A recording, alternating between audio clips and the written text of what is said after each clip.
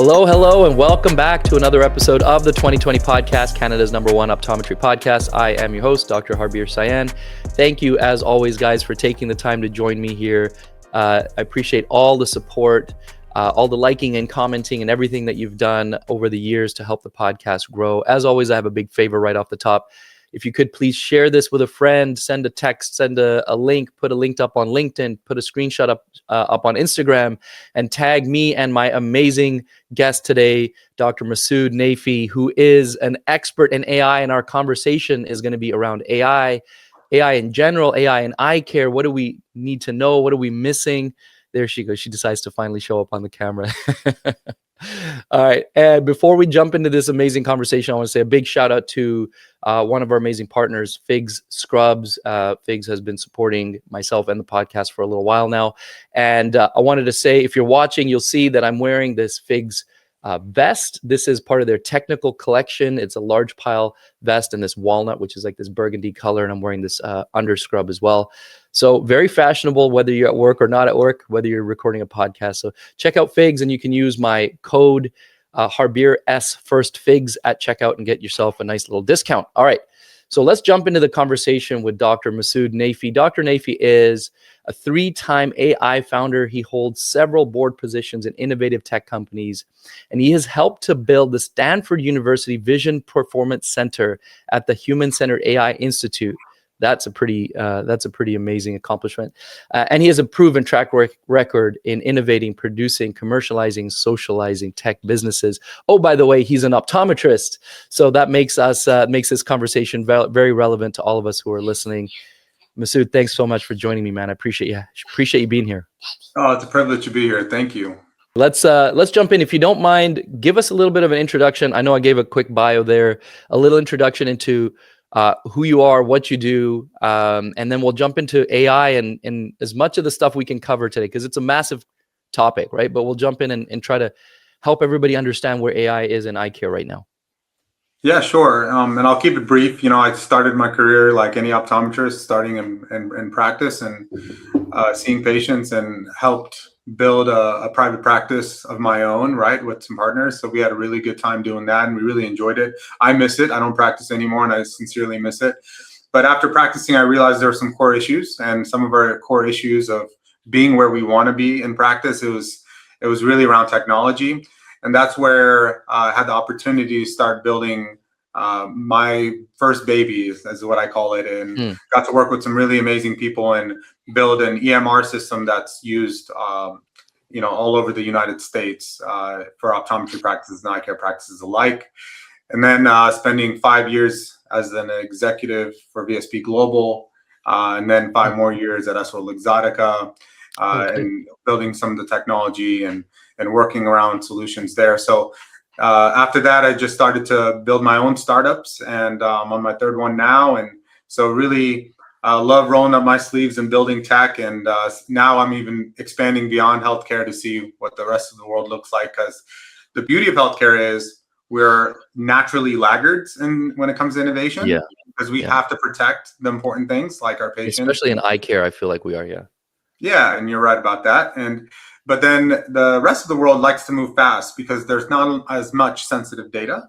So it was one of the reasons why I decided to expand what I'm doing beyond eye care, is to see where the rest of the world is, and then come back and bring our industry forward too. Got it. Yeah, I love that you've had so much experience in this realm, whether it's just technology in general or AI more specifically. I think you're the perfect person to have this conversation. I was telling you offline, like, as much as I've dabbled in, the common technologies like, ChatGPT and the like, I would think that and generally I feel like I'm not that experienced. I'm kind of a layman as far as AI is concerned in where it is now. So I'm looking forward to this conversation, and I think we'll be able to bring it to a place where many of us who are listening and watching will be able to be it'll be relatable to all of us. So maybe this question to start with is, how does AI work? There's different types and forms of AI. Maybe you could break down a little bit more in a relatable way. What is AI and how does it work? Yeah, I think what we traditionally know as AI are these large language models that we play with, whether it's ChatGPT, Anthropic's Claude, Google Gemini, X's Grok. And these large language models essentially have been trained off of terabytes of data, whether it's images, words, videos, all this different kind of context of data, and it basically made sense of it all. And once it has all this knowledge, AI uses complex algorithms, mathematical functions to essentially give us the best suggested outcome based on how we interact with it. Now, these tools, usually we type something in, right? An input or a prompt is what the terminology used here. We type something in with a copilot, and that copilot, that chat system, responds and provides an output or a response. So an input or a prompt is what we type, an output or a response is what we get, and we essentially co-pilot that entire solution, right? Till we get to the final outcome, whatever outcome we're happy to get at the end of it. So that's how we traditionally know these AI models. And then, of course, you see where AI is headed, and you see AI agents. And agents are essentially autonomous tools that have a task that they have to carry out. And what's great about it is, as soon as a machine knows how to reason, learn, and problem solve, it becomes artificially intelligent by definition. Learns, reasons, and problem solves. So these agents can do all of those things autonomously, which is really neat. So that starts to get a little scary for some of us who start to think about the fact that this agent can reason and come up with its own answers and its own solutions and basically think on its own. Where are we at? This is off the cuff and maybe not a question that we don't want to go down this rabbit hole, but like, where are we at as far as, the machines taking over? Is that a reality? Yeah, you might want to ask somebody who knows the real answer to that question. But for me, you're talking about iRobot, you're talking about Terminator, and these types of scenarios. Yeah, exactly. There's three categories in AI. There's narrow artificial intelligence or weak AI, and that's where we are mostly at, and still kind of where we started. The world is shifting towards AGI, or artificial general intelligence, where these machines are as intelligent as humans. Then the goal is to move to artificial superintelligence, where these machines are actually more intelligent than human beings. And there's a race to artificial superintelligence amongst the big tech companies that are my neighbors here in Silicon Valley. So that's everybody's goal. And I think only when we get to that point, we have some things to really be concerned about. But yeah, the future is unknown. Yeah, I know that's not our topic of discussion, but obviously that's on people's minds. And by the way, the iRobot, I think was actually, that movie was ahead of its time, and it's I think it's set in Chicago in the year 2030, 35, something like that. I was like, a lot of the stuff that they mentioned in that movie seems to be starting to happen, autonomous vehicles and other things like that. There may be a point where we get kind of close to what that movie was describing. But anyways, let's talk a little bit more about the use of AI in eye care. Where have you seen it being used successfully? Where do you see it becoming useful? And where maybe, three-pronged question, and take your time going through all of these, but where maybe do we have expectations that are not realistic for AI in eye care? So where is it being used? Where should it be coming up? And then where is it not really realistic? Sure. I guess I'll start with saying artificial intelligence gets better as you use it more, right? It learns, right, and problem solves, and then it starts to get more intelligent over time. Just to keep it broad, the first time you use Siri on your iPhone, you were like, Siri's not that smart. The next time you use it, you were a little more impressed. Still not crazy impressed by it, but a little more impressed. And what happened was, all that time, over all those years, Siri was learning more about you. And every time you weren't happy with Siri and you said, no, stupid, that's not what I wanted, these machines learn from that. And it's the same reason why ChatGPT was free. There's a free version, because it needs to learn from the more intelligent being at the time, right? So it's us. So every time we say no, or every time we say, yeah, perfect, it's learning. So it's getting better and more refined or fine-tuned over time. So keep that in mind. So now when we start to answer some of these questions, first of all, in healthcare, in order to use these tools, they have to be HIPAA compliant. We're talking about data, and most sensitive data is patient data. So a lot of times, one of the reasons we're always a little behind in this kind of innovation curve, if you will, is because we have so many more precautions that we need to take. So when it comes to AI tools, they can build on top of these large language models, but they have to do it in a way that de-identifies the patient in order to be HIPAA compliant. And that takes some time, time to build those things. Where we see AI adopted worldwide, even beyond healthcare, is we see it in customer operations, we see it in sales and marketing, we see it in product development, and we see it in kind of R&D. Now, where we see it in optometry and ophthalmology and in eye care specifically, we see it mostly in customer operations today. So you think about these AI tools that are coming out and saying, hey, we'll pick up the phone for you, and there will be a voice agent that will have the conversation and carry out the conversation with the patient. Now, a lot of times when I talk to practices about this, they say, we're fine. We like speaking to our patients. And I always joke to the receptionist and I go, yeah, and I'm sure you love all your patients the same, right?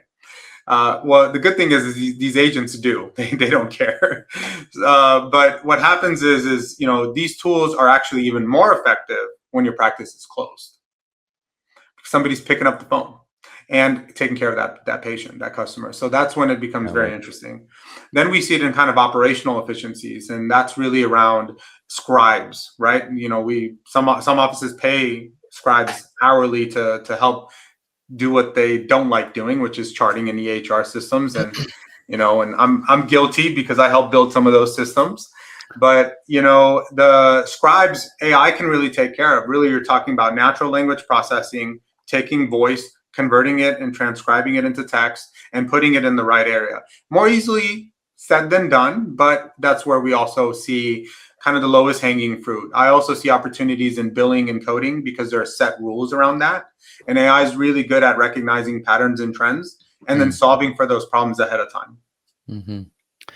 I wonder about the AI answering the phone, because I've heard the sort of early versions of that a while ago, and it was quite clear you're not speaking to a human.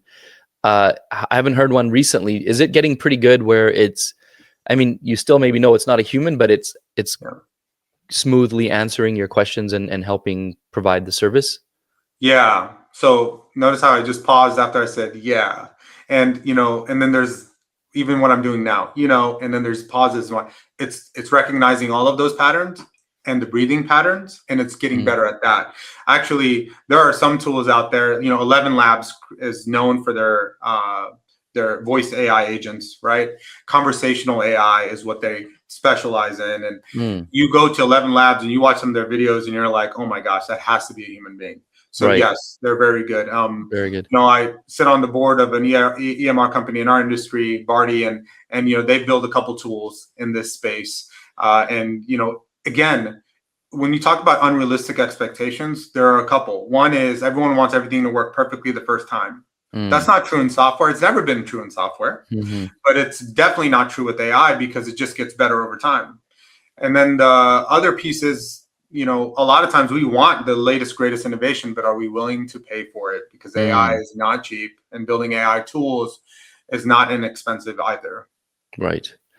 So going back to the charting thing, I want to get to that cost in a moment. But the charting side of things, I know there's some various EMR programs out there or companies working on this technology.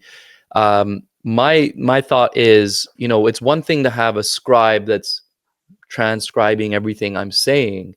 It's another thing to have all of my findings that I speak, that I verbalize, go into the correct spots on my chart, right? So the way our system works, it has specific anterior segment, eyelids, lashes, cornea, conjunctiva, whatever. It's got all those little segments. Yeah. So if I say, 1 plus SPK for cornea OD, will it go into the appropriate segment, or will it just be written in a big box and then I have to move it over later? Yeah. No, this is where I go, and it's so important. What I'm about to say, I think, is so important. We must evolve as technology evolves. So part of the onus of making this technology work is also us changing a little bit of our behavior in the exam lane, right? Okay. If we 100% rely on technology to figure it all out on its own, we will not be successful, especially not day one. Eventually, maybe, right? It'll start to recognize every time you say, 1 plus SPK, you're probably talking about cornea. Remember, these machines learn over time. But what we have to do initially, especially, is saying, as I'm in there doing slit lamp, I'm in the slit lamp and I'm looking at the lens, I'm looking at the cornea, I'm looking at the tear film, I'm looking at the lashes, the lid margin, and you're doing this, and then it will know where to put it, right? You have to be prescriptive in a way. And then you do the same when you go to the posterior segment and otherwise. So yeah, I do think it's a little bit of us evolving as well. I have two thoughts on that. Number one, that's why we have people like you, Masoud. You're the expert. We want you to just, create it so we can just speak naturally. But that's okay. I get your point. To the point, I wouldn't mind if I was in the slit lamp to say, okay, I'm looking at the cornea and I see. That would be perfectly fine. As long as it's still new, then to put it in the cornea box versus it just being cool. So that's good to know that it does that. I think maybe at the end we'll talk about where people can reach out to some of these, if some of the companies that are providing some of these services. I think it's limited in Canada right now, but as we both know, there are companies that are starting to come into the Canadian market where this could be beneficial. So I think that's where personally I see a lot of the potential benefit is on the administrative side, like you talked about in the exam room, kind of helping with the EMR side of things, create efficiencies there. But one thing that I'm sure we've all seen is there's a lot of companies, quite a few, using AI for diagnostic reasons, right? So, or in improving diagnosis. So whether it's dry eye, whether it's retinal disease, other disease, what have you seen there? And is there anything that stands out? Do you feel like it's really beneficial right now? Something that ODs should really be trying to integrate into their practices?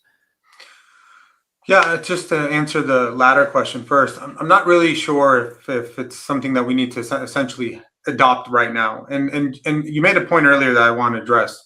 If these tools don't actually make us more efficient, we will not adopt the technology, right? If it's actually creating more work for you, forget about it. It was dead before it started, right? So, keeping in mind that it truly has to solve a problem and a pain point, which is charting, right? We rather spend more time with our patients. We always originally signed up to be doctors, to be empathetic providers and care for people, right? It's all of this other stuff that got in the way. And what I mean by that is data collection. We are in the slit lamp, we're doing the refraction, we're doing these other things that I always look at that and I go, that's the opportunity. Is we don't need to be data collectors. We rather be empathetic healthcare providers. So will the future state of optometry look different? I don't know. Now, to answer your questions when it comes to diagnostic, we will see AI help with clinical decision support. Clinical decision support. That's where we'll first see it when it comes to the disease side, medical care side of things. Mm-hmm. Over time, we might see it actually diagnose, right? There's this new emerging field of oculomics that has been introduced, which is really where you take imaging. So let's say an OCT, for example, and then you use AI to then help find a diagnosis. And before it ever finds a diagnosis, step one could just be helping you with clinical decision. Not diagnosing, but helping the doctor and saying, hey, you know what? The CD ratio seems a little off, or this seems a little bit more vertically elongated, or there seems to be more thinning of the retina around whatever it is. So that is something that's emerging. And I think a lot of companies, especially you see the Topcons of the world and some of these other med tech companies looking at that and saying, we want to be ahead of the curve. And companies who are really, I would say, addressing that head on are going to do really well. Yeah, that sounds actually kind of nice to have. It's almost like you have your assistant. I mean, we use these ChatGPTs and whatnots kind of as our personal assistants. So it'd be like having a clinical assistant right there, making some suggestions as to. I'm almost thinking Iron Man-ish. You got the Jarvis, Friday or whoever is Jarvis in the ear, kind of saying, "Well, this seems a little odd. Have you looked at that?" I think that'd be kind of helpful to have, actually. Yeah, of course, that'd be ideal. But, you think about it, I get this question a lot. Will it replace doctors? Right. And the reason that it's a good question is because you have to think about all of what we do. And a lot of times, we're seeing this in the pulmonology space. We're seeing that these in kind of oculomics way, right? You have this image. It can actually use AI to find out what's really going on in the lungs. And then it can actually read it out. The question I have for people is, think of yourself as a patient. Do you want AI to read out the results of what's going on in your lungs? Or would you rather have a human being who understands you, understands the entire you, not you for a pair of lungs, but you for everything you have going on, and then giving you a readout? Because what if that condition is not the most important thing in your life right now? What if you recently lost a parent? What if you are actually battling another form of a more serious disease like cancer? And then this is just an additional finding when you have a lot more other things going on. We're complex beings, right? So it's just another interesting topic, really. Yeah, absolutely. I think there's a subset of the population that would be okay with that. There's a good enough percentage of the population that just says, listen, I just want a number. I just want an answer. Just give it to me straight, give it to me quick. Let me move on with my life. But there's certainly, I would say, the majority of the population that would prefer to get their medical information from a human being and a medical professional who does see the whole versus just the eyes or just the lungs or whatever it might be. But I think as time goes on, I think we're going to become a bit more accustomed to a machine telling us things. And I don't think that's going to eliminate doctors, but I do think it's going to maybe, hopefully, if we look at it in the most kind of optimistic light, it does just free us up from all of the admin stuff and lets us just be the human being and that person that we've always wanted to be. Or it makes us change the way we practice, so we continue to maintain our relevance in eye care and healthcare. Yeah, well said. But think about this. It's like, yes, we will trust these machines more and more over time. It's like when the Y2K and the internet boom and the digital boom happened, right? You think about that experience. People were like, "Oh, I don't want to meet people online. That's weird." Yeah. And now that's all we do. And then you think about, "Oh, I'll never make a transaction online. I like to look at it, feel it, touch it, whatnot." And now we're making $10,000 purchases online. 100%. We're buying cars online. Yeah. So a lot of this is the same. Like you said, we're going to get more comfortable with it. But there are certain things, that AI really isn't good at. Like, for example, if it requires a brain and only a brain, AI could probably solve that problem. If it requires human-to-human interaction, a lot of studies have shown that AI is actually, there's a very low AI applicability score to those types of tools. And then, or those types of jobs, those types of tasks and roles. And then you also have, if it requires hands. All right. So even Microsoft did a huge study, and they looked at thousands of jobs. And in the bottom 40, with the lowest AI applicability score, ophthalmic technician made that list because it requires human-to-human interaction and hands. Yeah, I mean, I think we're seeing that. Obviously, trades. A lot of the trades are going to be probably safe from AI for a long time, until like robotics become immaculate. But you're right. The processing of information is kind of where AI is going to be the most valuable right now. I'm sure we've all seen that AI is more accurate than healthcare professionals at detecting disease. Looking at retinal images or looking at X-rays or MRIs and things like that. How realistic do you think that's going to be of an issue for healthcare professionals? Again, we're talking about potentially taking over our jobs. Yeah, I don't know if it'll be an issue as much as it'll be that it'll require us to evolve. Right? So, for example, patients still want that gut instinct and that empathetic human being to really tell them, what would you do? Like, I would love to ask a human being versus a machine, what would you do if you're in my situation? Right? Especially a soulless machine, right? Yeah. So then at the end of the day, I could even foresee the future eye care practice being mostly like a consultation room when you go see a heart surgeon, right? Where all of the data collection has been done, the analysis has been done, and now the doctor is the one that's actually delivering the information to you and talking to you about, what I would do. And based on my experience, here's what I've seen. Yeah. And I think that is a very realistic future. But then you think about the concern is really us wanting to give up all these things we're doing. It's us wanting to change behavior. And this is where I'm a little bit worried about the profession is, are we willing to adapt and evolve? Because these tools are becoming incredibly accurate at doing the same thing that we're doing. And patients really just want to spend more time with us. But do we really see that? Are we willing to make that change? Mm. That's always the question, right? Are we willing to make the change, and how soon are we willing to do it? Because again, as we said, healthcare, eye care in general tends to be a little slow to adapt. But I think this is one of those issues, or one of those times where we need to be on top of it. Um, that idea of a consulting room, that's kind of an interesting concept. I kind of like initial thought of it. I kind of like it. It's like, okay, data collection's done. Let's just sit down and have a conversation and let me make my recommendations versus trying to squeeze my recommendations in between refraction and slit lamp, Right. or, at the end of the exam. Yeah, that's kind of a cool idea. The funny thing about the machine making the recommendations, I talk a lot about myopia management, and I do a fair amount of myopia management in the clinic. And one of the things I say is like I call my kind of silver and gold statements that I make to patients or parents when it comes to trying to get them on board with adopting some form of myopia management. The silver statement is kind of like, when we were kids, we used to, our prescription would change every year. We'd have to get new glasses. And now, with our kids, we have a chance to kind of slow this progression down or nip it in the bud.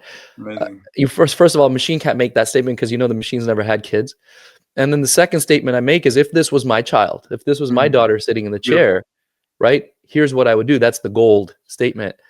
And again, a machine can't make that statement, can't make that connection with the person to say, listen, I've been through what you're going through. I have a human child of my own. So I think there's that is just, you can't ever replace that. So I think that's going to be really, really valuable. So I think something for us to all think about, how can we build those connections with our patients, human connections, that a machine just never will be able to replicate. Yeah, well said. So does go back to the talking about the cost. I don't think, I certainly don't. I imagine most of us out there don't understand the cost that goes into developing technology that's adopting AI. So can you explain a little bit? I've heard about these massive data centers and mega giga centers. I don't know what they're called, where monster amounts of computers that eat up unlimited amounts of energy and all this kind of stuff. Can you explain that a little bit to us? And then so that's really big. Obviously, it's a bit hard for us to wrap our heads around these massive centers that use computers and all this. But if you explain that a little, but then bring it down to a relatable, like, what is the cost for like you trying to build a company?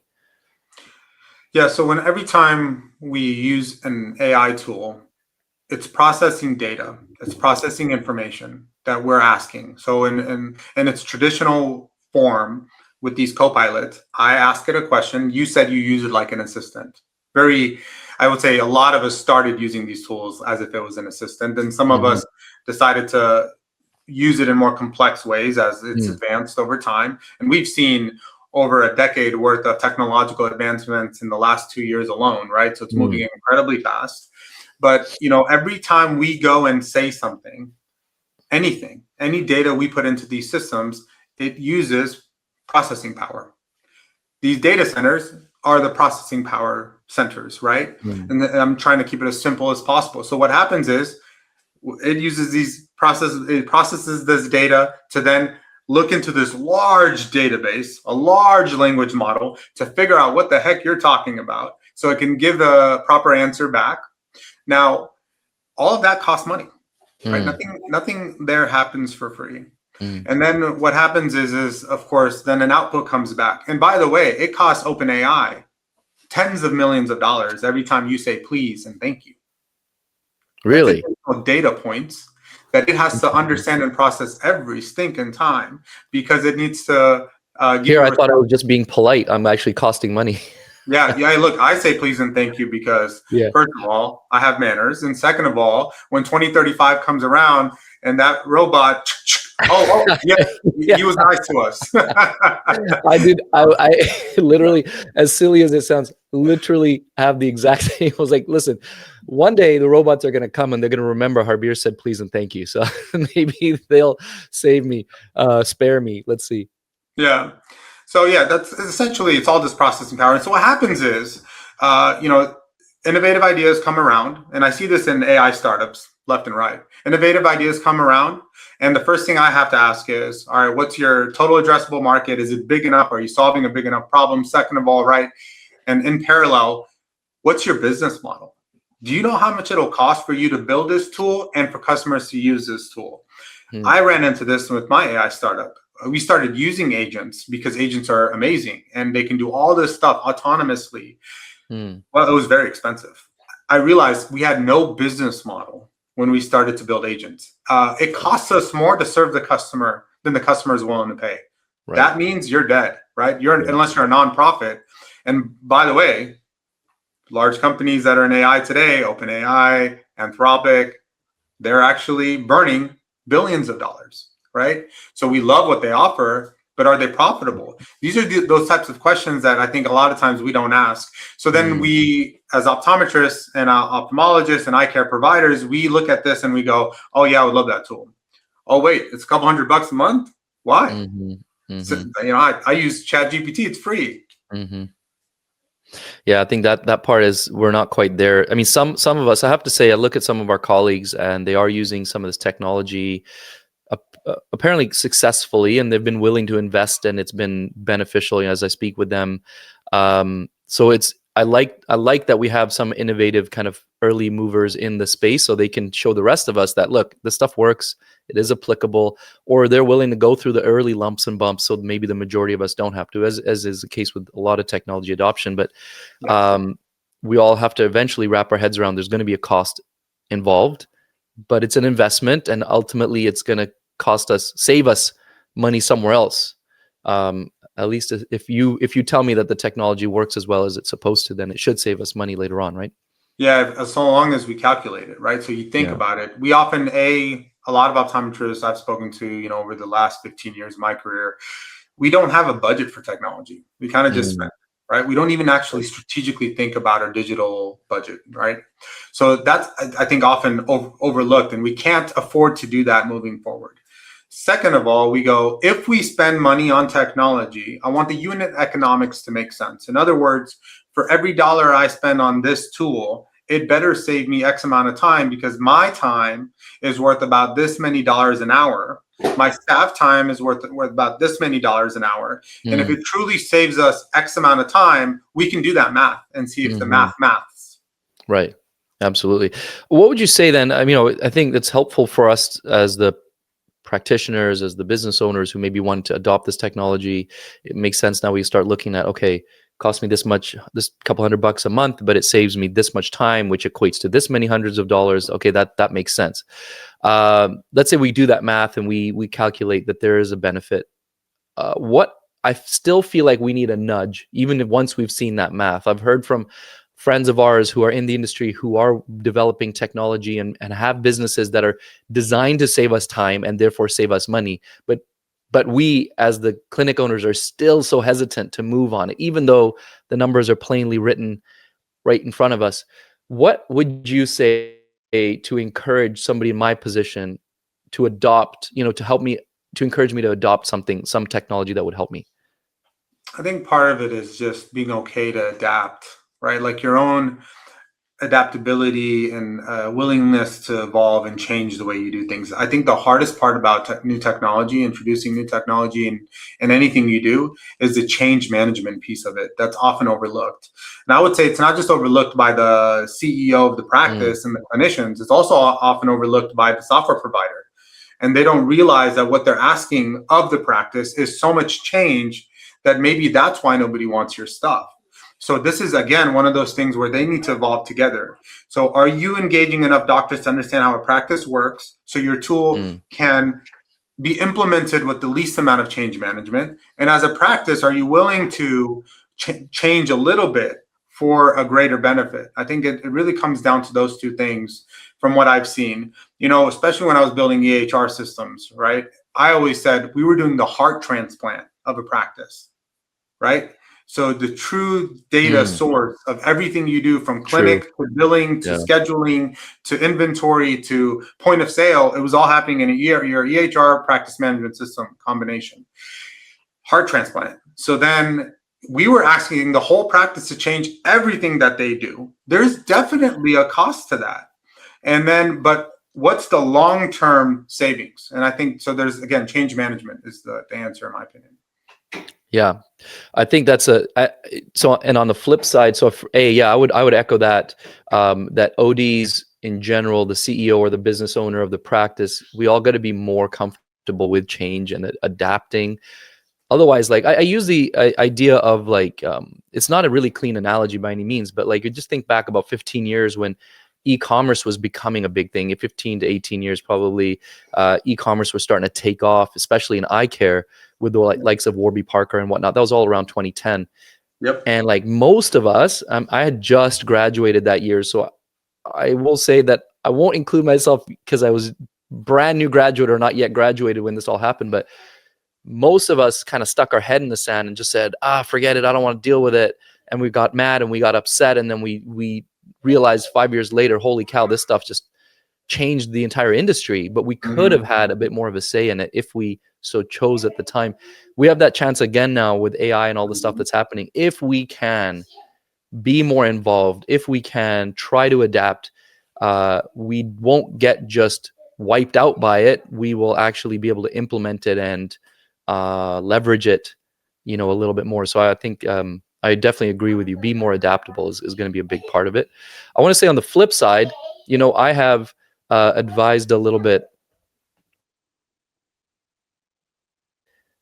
I have advised a little bit with a couple of companies who are trying to implement certain technologies into eye care as well. And the number one thing I say to them is like, you got to be ready to hold people's hand. You got to be ready to come in there and like treat the practice like, treat the owners like their children. And you got to really like hand feed them every little thing in the beginning, because that's like this, like, there's like almost this void there between I see where it's helpful and me implementing it. You got to like help build this bridge and then walk them over it. And that's me included too. I'm not trying to offend anybody. That's me included as well. Like if somebody presents me with an amazing technology, I was like, super cool. But now I have all these thoughts in my head about, oh my God, how am I going to do this? How do I have to train my staff? What's going to change? How long is it going to take? What do I say to the patient? They come in here and like really help each person adopt this technology slowly, piece by piece. So I know that's going to be a big cost for companies in the beginning, but once you get enough people on board, then it starts to gain traction. I don't know if you agree, if you've seen that same kind of thing. Yeah, absolutely. But also, when you talk about e-commerce, it's all happens gradually, slowly, and then the faucet opens. And now it's like, Yes. Oh my God. And that's when we wake up. We wake up too late. We go, oh my gosh, it's impacted our practice. Yeah.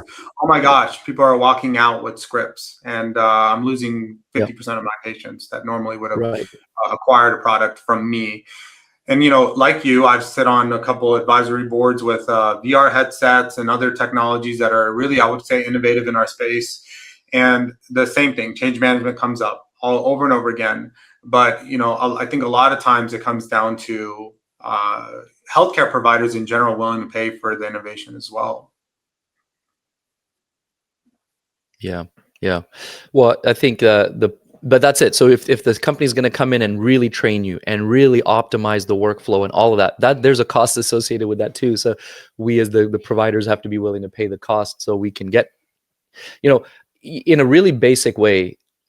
Again, my analogies are not the best, but like I just think about a lot of people who've purchased certain dry eye equipment. Our clinics are pretty well into dry eye, and they've spent tens of thousands, maybe even over $100,000 on a piece of equipment, but they just never were the training or whatever was not given in the right way, where the clinic adopted the technology fully, really properly adopted it, and then the machine kind of sits there, it doesn't get used.